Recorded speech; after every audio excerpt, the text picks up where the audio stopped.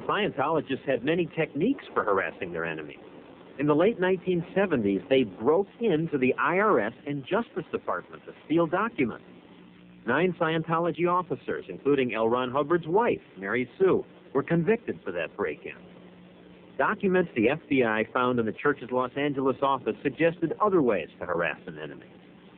Order hundreds of dollars worth of liquor in his name and have it delivered to his home to cause him trouble. Wake him up every night by calling him on the phone and threatening him.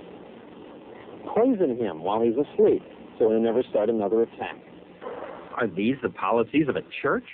The church provided 2 spokesmen, church lawyer Harvey Silverglate and Scientology International President Reverend Hubbard Jr.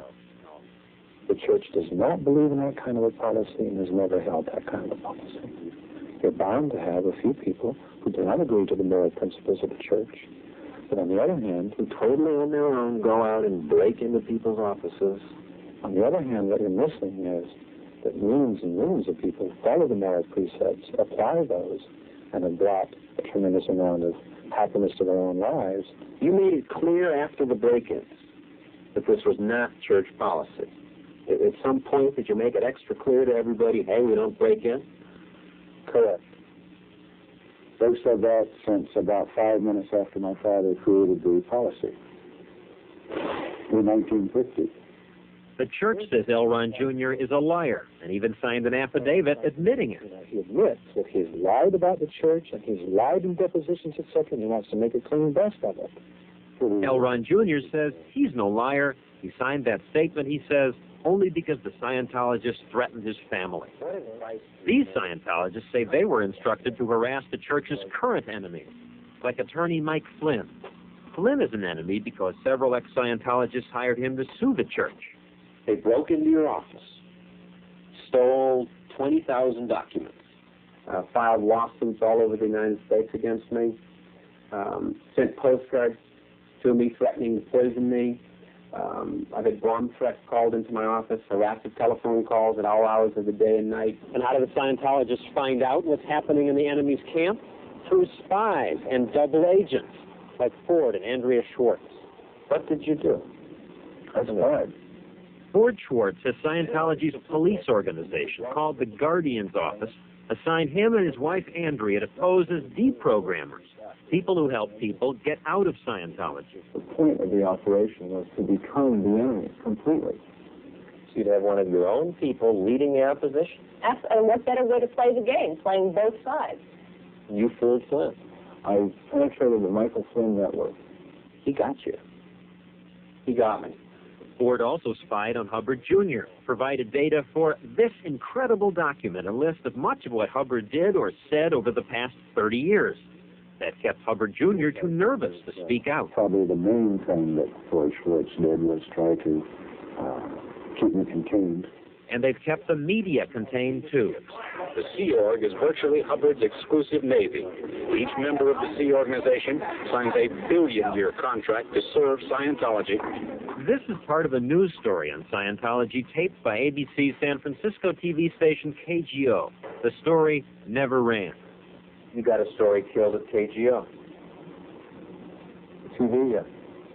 Ford Schwartz, posing as a Scientology opponent, got KGO to let him see the story.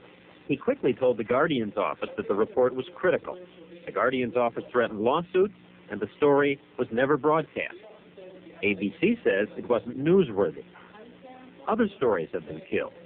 You got the UPI to kill a story on Scientology. Yeah. UPI reporter Todd Eastham was about to send out this story, which Andrea says is true, about how her fellow Scientologists had once beaten her up. The Guardian's office got Andrea to sign a statement calling the story a lie, and they threatened lawsuits. The story didn't run. My sources have been discredited to the extent that we no longer really considered them decent sources, and without Ford and Andrea Schwartz, there was no story. And Ford tricked the Reader's Digest, so when it ran an article on Scientology and said, for help in getting out of the cult, call these numbers, all the numbers led to Ford Schwartz. You were basically a cheat. Correct. I was basically a big con man.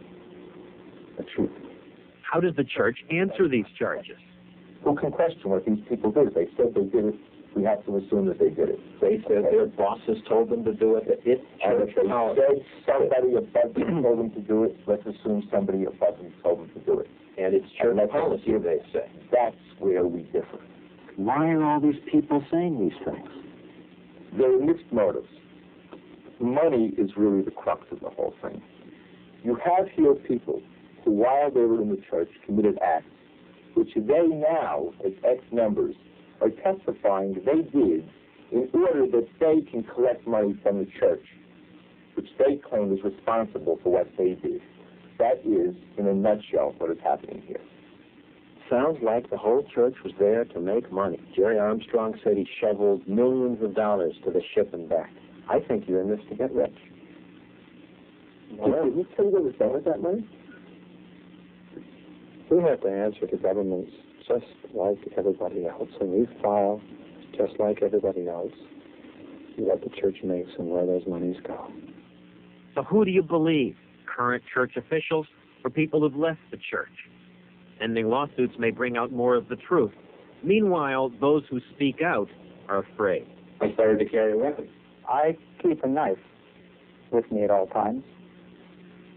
I sleep with a knife beside my bed. Because you think they might come and kill you because you have information that hurts them? I think they could.